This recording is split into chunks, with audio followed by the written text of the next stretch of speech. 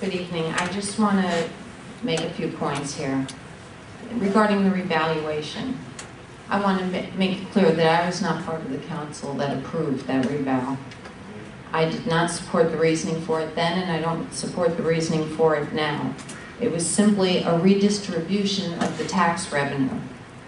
Now I'm here to tell you, I was on the committee to oversee the reval, and at the very first meeting, we asked that the declining market, the rate of crime, and the lack of parking for some property owners be taken into consideration. In addition to that, we scheduled additional meetings. From what I can gather from my reval, is that none of that was taken into consideration. And subsequently, our other meetings, our additional meetings that we scheduled, were all canceled by the assessor's office. So we only had that one meeting. I would like to suggest that this council set this revaluation aside until such time as my issues and the issues of every resident can be addressed.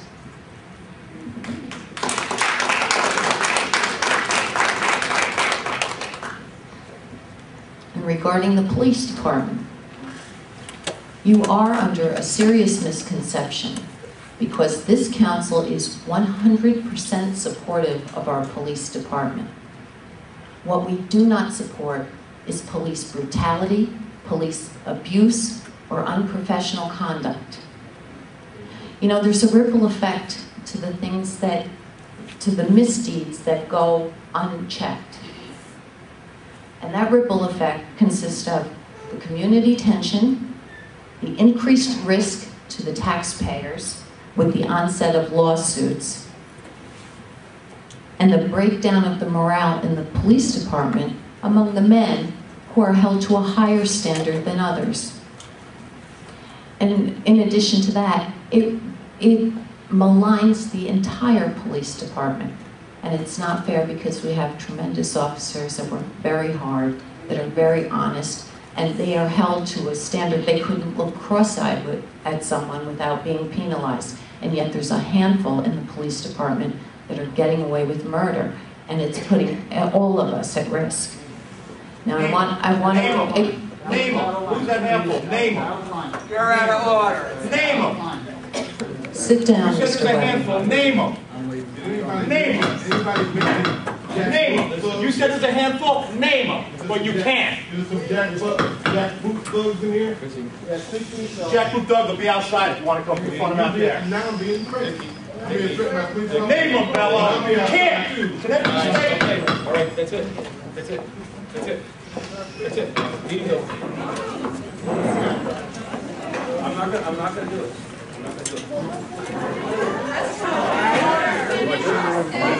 Getting away with murder is a strong word. Getting away with murder? Something wrong with you. Murder is a strong word. Please have some order.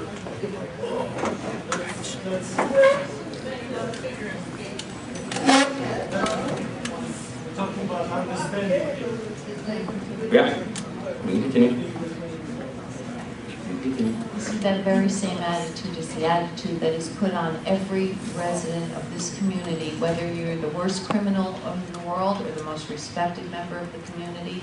It's that adversarial attitude that they challenge everyone, and this is a serious problem. Anyway, to Mr. Alden Link, I want to say I fully agree with you on the closing of the bodegas. I think it's incredibly unfair. This is not to minimize the complaints of the people in the surrounding area. It's just the way in which we address that issue. I would so much like to see this city consider a curfew and deal with the actual problem of the kids hanging outside rather than penalizing the businesses, because I think it's counterproductive. And these are just a few notes I have. I want people here to know that within a month, the residents will no longer have to suffer the frustration of navigating an answering service when trying to contact the police department. And this is a first step in improving community relations with the police. In addition to that, over the next few months, this council will be discussing the possibility of adopting a local chapter of the Guardian Angels. Again, this is another step in improving community relations. And I hope all of you will avail yourself for the presentations. We're solidifying the dates this week. And I think it's a win-win opportunity. It's a chance to have our youth be part of the solution. And it's just a win-win for the community.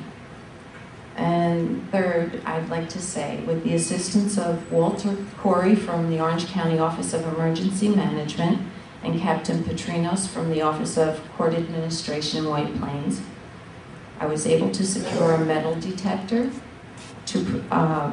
for added public safety for our council meetings and work sessions. And in addition, that metal detector will be a gift. In addition to that, they offered us an X-ray machine for handbags, and that will be a gift. All we need to do is pick this up and to send them a letter that we will accept it. And to all the residents, I want you to know we are your council and we're working hard for you.